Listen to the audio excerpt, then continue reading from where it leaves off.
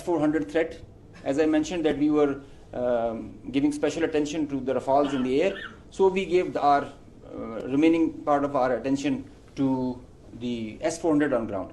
Now identifying S-400, attacking them is a easier part than identifying it on ground, because it is mobile, it's a high value thing, and you guard it. It's kind of a center of gravity. So we were tracking through our satellite imagery well before the hostilities, as we usually do. So we had pinpointed S-400. As you can see, we knew that this is parked. It's cheeseboard radar, and the other part of the radar, the other constituents of the whole S4 battery.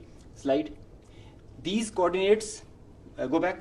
These coordinates were ortho-rectified by our space department, so that you have a very precise engagement. Whenever you are throwing and employing long-range vectors, you really need very precise coordinates so that you don't miss. So S-400 was at Adampur was targeted like that. Next. As I mentioned, some niche technologies and capabilities were employed. So our loiter munition and killer drone strike at PF. At Udhampur, you can see this was their complex and command and control, magnified before and after. It's not there. Now these kind of pictures, loads of pictures are there for targets. So I need not to show them. They were saying it themselves, as you saw on the montage.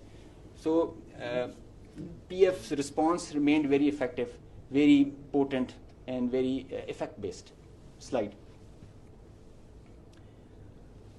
Time and place of own choosing, displaying bold, aggressive, and unwavering resolve of military leadership.